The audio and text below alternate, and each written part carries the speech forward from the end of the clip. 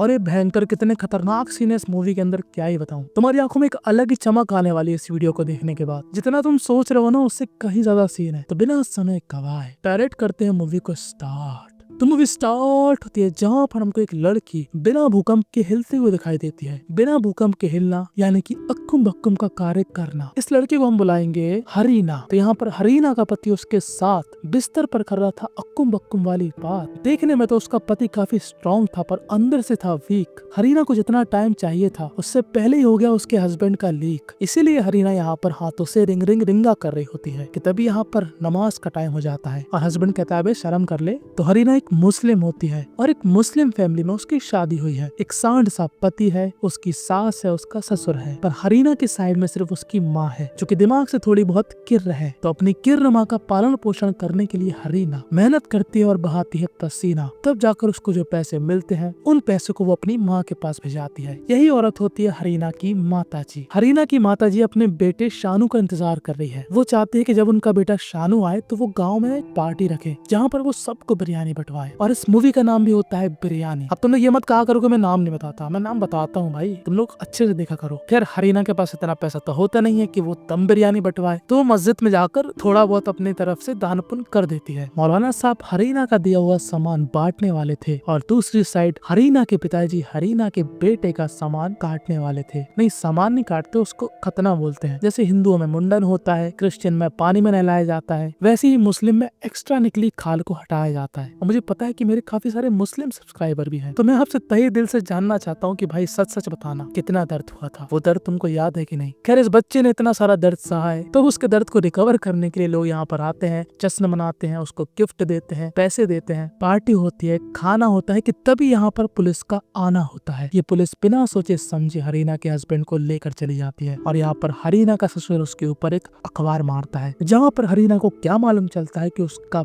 भाई शानू जो कि काफी टाइम पहले कहीं चला गया था, उसकी खबर आई है कि भाई साहब मासूमों को ऊपर पहुंचाते हैं। मैं वो वर्ड यूज करना नहीं चाहता वरना यूट्यूब मेरे पीछे लग जाएगा, तो उस वर्ड को हम बुलाएंगे थेरेपिस्ट। टी अपने आप ऐड कर लेना। अब यहाँ पर हरीना को पुलिस वाले ले जाते हैं अपने साथ और करते हैं उससे काफी ज्यादा खुफिया तरीके की बात कि सच सच बताओ हरीना, तुमको मालूम था ना कि तुम्हारा भाई मुश्किल कर रहा है मासूमों का जीना। मुझे पता है कि तुम लोग काफी करीब हो, तुम्हारी माँ है, नहीं है तुम्हारे पापा, पर इसका मतलब ये थोड़ी ना कि तुम्हारा शानू भाई जिस देश में रहा है उस देश में ही करे धूम धड़ाका। खैर ये बात अब बहुत जल्दी फैल चुकी थी, सबको मालूम चल चुका था कि हरीना का भाई यानी कि शानू थेरेपिस्ट है। अभी कोई छोटा मोटा इल्जाम तो है नहीं है, समझ रहे हो, देशद्रोही इंसान, उसके परिवार पर क्या बीतती होगी, भले उनका परिवार इंक्लूड हो या फिर ना हो। खैर वही हो रहा था हरीना के साथ। काफी लोग हरीना और हरीना की माँ के साथ बहुत ही ज्यादा बुरा बर्ताव कर रहे थे, साथ में वो बुरा बर्ताव कर रहे थे हरीना के हस्बैंड और उसकी फैमिली के साथ। इसलिए हरीना के हस्बैंड की माता जी कहती है बेटा थेरेपिस्ट की बहन के साथ कोई नहीं रहता, जब बोल दे उसको तलाक तलाक तलाक और कहना अब कभी नहीं आना मेरे पास।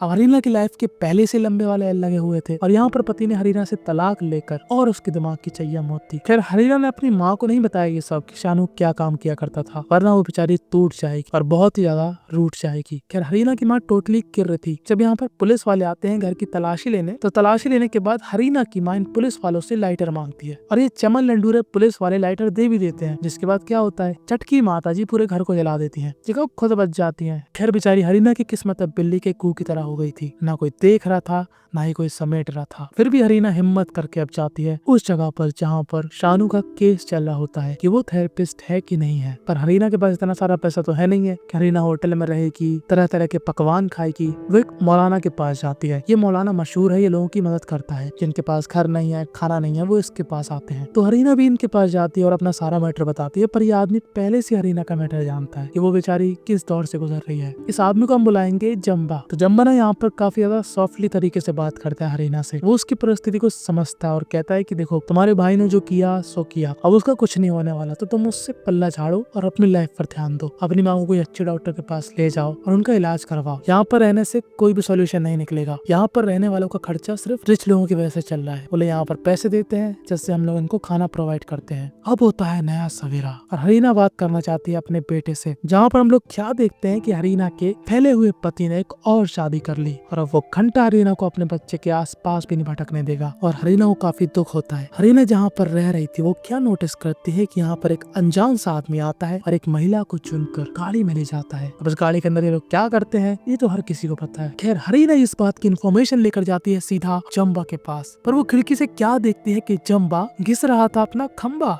जी हाँ, दिन में मौलाना, रात में हाथ चलाना। और मौलाना भी हरीना को देख लेता है और जब अगले दिन सुबह हो जाती है तो बेचारा उसके खंबे की तरह लटका हुआ चेहरा लेकर हरीना के पास जाता है और कहता है कि यार क्या ही बताऊं, लाइफ में इतना बिजी हो जाता हूँ, कभी कभी ये सब चीजें भी आ जाती हैं, दिमाग में स्ट्रेस हो जाता है, एंजाइटी हो जाती है, बहुत फिक्र होती है मुझे लोगों की, कैसे इनका खाने का पूरा करूं, रहने का पूरा करूं। तो कभी कभी मैं भी मूड बना लेता हूं और रात में अपना अंटेरा चला लेता हूं। खैर थोड़ी ही देर बाद जम्बा हरीना को एक न्यूज़पेपर दिखाता है जहां पर हरीना क्या पाती है कि उसका भाई शानू अल्लाह को प्यारा हो गया। और अगर ये बात हरीना की माँ को मालूम चली तो हरीना की माँ और भी ज्यादा किर हो जाएगी। इसलिए हरीना साइड में आकर पिन्नियों की तरह भै भै करके रोती है, भै भै भै।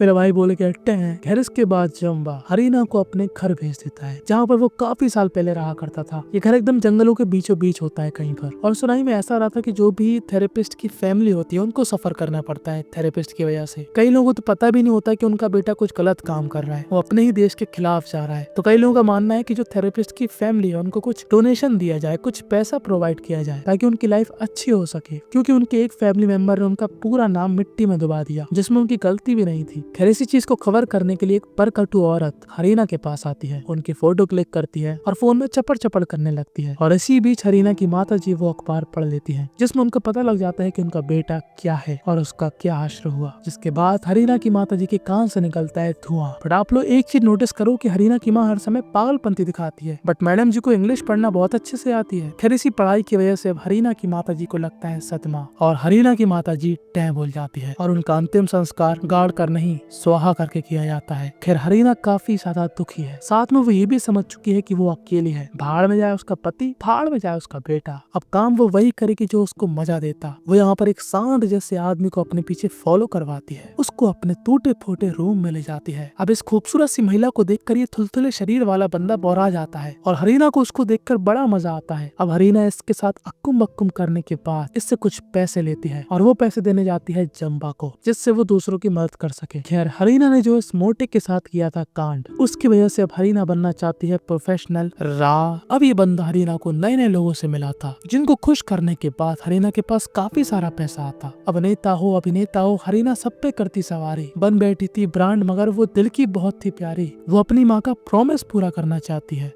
और सभी को बिरयानी खिलाना चाहती है कि तभी अगले ही दिन उसके टूटे फूटे घर में जम्बा आता है जो कि उसी का घर था। जम्बा यहाँ पर हरीना के साथ रहने लगता है। अब जैसा कि तुम लोगों को लग रहा होगा कि अब जम्बा भी अपना खंबा दिखाएगा हरीना को, बट ऐसा कुछ भी नहीं होता। ये दोनों एक दूसरे को पसंद करते हैं क्योंकि ये दोनों ही जानते हैं कि दोनों ही अच्छे इंसान हैं। किसी के पास गोल तो किसी के पास सीधा सामान है। और जम्बा यहाँ पर हरीना से कहता है कि देखो तुम ना लोगों को इफ्तार पार्टी दो, इसी बहाने तुम्हारी माँ की इच्छा भी पूरी हो जाएगी और पार्टी है तो ज्यादातर लोग आएंगे। तो हरीना यहाँ पर सभी लोगों को कार्ड बांटती है। जी हाँ, लिटरली सभी लोगों को, मौलाना को, पुजारी को, पादरी को, पुलिस वालों को, उसके क्लाइंटों को, जितने गांव में लोग रहते हैं। किसी ने उसके साथ बुरा किया, किसी ने उसके साथ बहुत बुरा किया, वो सबको यहाँ पर इनवाइट करती है, यहाँ तक कि अपने थुलथुले पति को भी जिसने हरीना के बुरे समय में उसके नितंबे पर लात मार दी थी। पर आप लोग सोच रहे हो हरीना इतनी मेहरबान क्यों हो रही है? वो टेंट लगवा रही है, लोग बुलवा रही है, वो उन लोगों को खुश करना चाहती है, तरह तरह का खाना बनवा कर। सारा पैसा उसने लगा दिया जो उसने कमाया था टांगे उठाकर। पर बात तो वही है ना, हरीना इन सभी नीचों की हरकतों को कैसे भूल जाती। इसलिए हरीना बदले में अपनी छिछी इसमें मिलाती। साथ में उसके अक्कुम बक्कुम का एक रिजल्ट भी आ गया था जिसको इस दुनिया में आने नहीं दिया, तो उसने उसको इस खाने में मिला दिया। यानी कि जो भी लोग अब इस इफ्तार पार्टी में आने वाले हैं वो हरीना की छिछी और बिना तीसरे मोजे के रिजल्ट से आने वाले को खाने वाले थे। खैर वो जम्बा को इस खाने को नहीं खाने देती और जम्बा समझ जाता है कि इस खाने में कुछ गड़बड़ है। सब लोग इस खाने को बड़े चाव से खाते हैं पर उनको घंटा पता लग रहा है कि खाने में क्या मिला हुआ है। खैर हरीना का बदला पूरा हो जाता है और इसके बाद जो हमको एक सीन दिखाया जाता है उसने तो मेरी फाड़ के रख दी। ये सीन तुम्हारे सोते हुए अरमानों को जगा सकता है, तुम्हारे मरे पड़े घोड़ों को दौड़ा सकता है। हरीना प्यारी फिर से अपने हस्बैंड के ऊपर कर रही थी सवारी और बस यहीं पर ये मूवी थी एंड हो जाती है।